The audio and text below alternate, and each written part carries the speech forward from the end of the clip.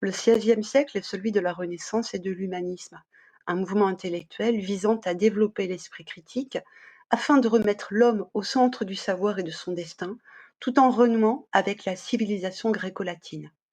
François Rabelais est originaire de la région de Tours, où il situe de nombreuses actions de son œuvre. Il a d'abord été moine, puis médecin et enfin écrivain. C'est un érudit. Il publie Gargantua en 1535 et est rapidement censuré par la Sorbonne. Il en publie une nouvelle version en 1542 dans laquelle, par exemple, le mot sorbonnagre qui vexait les professeurs de la Sorbonne est remplacé par un terme plus neutre, le terme de sophiste. La postérité oubliera le caractère hérétique de cette œuvre et c'est au XVIIIe siècle que sa dimension savante et philosophique et critique est enfin redécouverte. Le chapitre dont est tiré le texte que nous allons étudier est extrait, raconte en fait la naissance extraordinaire de Gargantua, qui naît 11 mois après avoir été conçu, ce qui est tout à fait extraordinaire. On se demandera quelle pourrait être la substantifique moelle du récit de cette naissance aussi invraisemblable que bouffonne. Le texte comporte 2 mouvements. Il y a d'abord le récit de la naissance de Gargantua, puis une argumentation une argumentation de Rabelais, dans laquelle il feint de défendre l'idée selon laquelle un homme de bon sens croit toujours ce qu'on lui dit et qu'il trouve écrit. Je vais maintenant lire un extrait de ce texte. Suite à cet inconvénient, furent relâchés par le haut les cotylédons de la matrice par lesquels l'enfant jaillit, entra dans la veine cave, puis, gravissant par le diaphragme jusqu'au-dessus des épaules, où la dite veine se divise en deux, il prit son chemin à gauche et sortit de ce même côté par l'oreille. Aussitôt qu'il fut né, il ne cria pas comme les autres enfants « Mi, mi », mais d'une voix forte il s'écriait « À boire, à boire, à boire », comme s'il invitait tout le monde à boire, si bien qu'on l'entendit dans tout le pays de Habu et de Boira. Je me doute que vous ne croyez pas vraiment à cette étrange nativité. Si vous n'y croyez pas, je ne m'en soucie guère, mais un homme de bien, un homme de bon sens, croit toujours ce qu'on lui dit et qu'il trouve écrit. Je passe à présent à l'explication. Rabelais commence par raconter la naissance de Gargantua. L'inconvénient qu'il mentionne est lié au fait que Gargamelle, la mère de Gargantua, a la diarrhée car elle a mangé trop de tripes lors d'un festin. Une guérisseuse lui donne un médicament qui resserre son anus, mais qui resserre tout l'appareil génital. Par conséquent, l'enfant ne pouvant descendre remonte. Rabelais, qui est médecin, s'amuse à parsemer son texte de termes médicaux. Il mentionne les cotylédons de la matrice, la veine cave, le diaphragme, précise que le diaphragme se divise en deux. Il emploie également, il narre cette naissance dans une longue phrase complexe, comportant donc un ensemble de verbes que je vais citer. Jaillit, entra, gravissant, prit son chemin, sortit. On a l'impression d'assister à un voyage, à une sorte d'odyssée, et que Gargantua lui-même semble impatient de naître.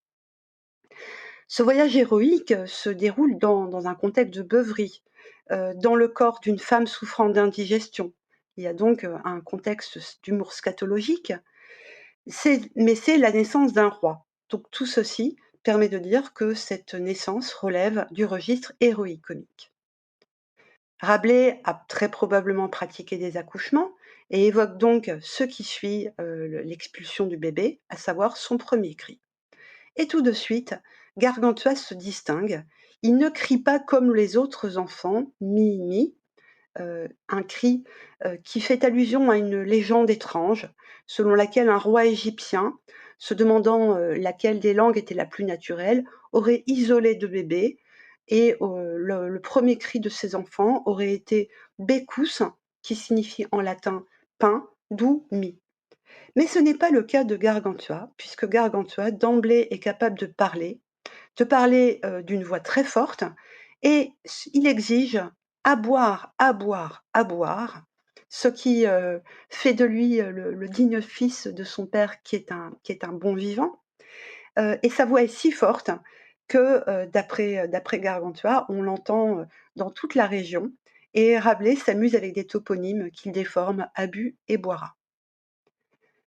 Dans la suite du texte, Rabelais parodie les raisonnements scolastiques d'une façon telle qu'il perturbe son lecteur chrétien. Il entame cette partie par un ensemble de questions. Cette naissance est-elle contraire à notre loi, à notre foi? Va-t-elle contre la raison, contre la Sainte Écriture? Et il s'appuie sur le fait qu'il n'y a rien d'écrit dans les Saintes Bibles qui s'y opposerait, ce qui conduirait à se dire que cette naissance n'étant pas prescrite est donc possible. Puis il rappelle la toute-puissance divine. Si Dieu l'avait voulu, diriez-vous qu'il n'aurait pas pu le faire, plongeant ainsi son lecteur dans la confusion. Et il le congédie avec une phrase à l'impératif: Ah, de grâce, ne vous emberlificotez jamais l'esprit avec ces vaines pensées. On remarque aussi qu'il emploie un verbe tout à fait familier avec le verbe emberlificoter. Et aussi, il y a une espèce de rejet de la pensée avec l'adjectif vaine. Car je vous le dis, à Dieu rien n'est impossible, et s'il le voulait, les femmes auraient dorénavant ainsi leurs enfants par l'oreille. Ici, Rabelais fait allusion à une légende populaire selon laquelle le Christ, ayant été conçu par l'oreille, suite à l'annonce de l'ange Gabriel, serait éventuellement lui également né par cette oreille, par l'oreille de Marie. Donc ce mélange de fiction et de Bible ne peut que choquer la Sorbonne, et on remarque aussi que cette défense de l'esprit critique est tout à fait novatrice. Mais Rabelais ne s'arrête pas là, il continue à chercher, à prouver, enfin à feindre de chercher à prouver que cette naissance est plausible. Et cela à travers un ensemble d'exemples. Bacchus ne fut-il pas engendré par la cuisse de Jupiter, etc. Donc ces exemples mêlent la mythologie avec Bacchus, Jupiter, Minerve, Adonis, Castor, Pollux, Leda, donc et des naissances incroyables, une naissance par la cuisse, par une écorce, par une coquille. Mais et il mêle ceci et des légendes populaires avec la naissance invraisemblable de Roquetaillade, né du talon de sa mère, et celle, encore plus invraisemblable peut-être de Croquemouche, né de la pantoufle de sa nourrice. Mais ici, Rabelais mêle la fiction, la Bible, la mythologie, le folklore, ce qui, donc il suggère que la Bible finalement, est sur le même plan, ce qui est extrêmement choquant, et montre aussi, le courage de Rabelais, à travers l'audace dont il fait preuve. Il termine par un argument d'autorité, puisqu'il cite, Pline, donc c'est aussi la marque d'un auteur, humaniste, qui est érudit, qui connaît bien ses classiques. Pline, donc il renvoie le lecteur à Pline, à des enfantements étranges et contre nature et de fait, l'œuvre de Pline regorge de naissances toutes plus invraisemblables les unes que les autres et de manière, tout à fait amusante, il admet qu'il a menti. Il admet, tout à fait calmement et sereinement qu'il a menti et toutefois, je ne suis pas un menteur aussi invétéré que lui. Il, renvoie enfin le lecteur, à ses sources, c'est-à-dire le 7e livre de l'Histoire naturelle, chapitre 3-8 de Pline et il achève ce passage en en envoyant promener, son lecteur, pour le dire de manière familière, et ne m'en tarabustez plus la cervelle. En conclusion, nous avons donc le récit d'une naissance tout à fait extraordinaire qui fait la part belle au corps, y compris, à tout ce qui, relève du comique scatologique. Rabelais, par ailleurs, sollicite la culture du lecteur avec des références mythologiques, avec aussi, la mention de Pline. Tout ceci, est plein de fantaisie, mais conformément au projet exposé dans le prologue, Rabelais ne cherche pas qu'à faire sourire le lecteur. En employant le terme nativité, il fait directement référence au récit merveilleux de la naissance de Jésus et invite le lecteur à faire preuve d'esprit critique.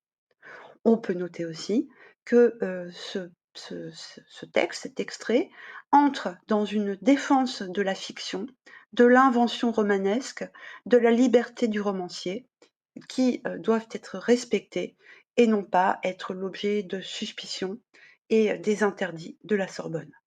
Je vous remercie.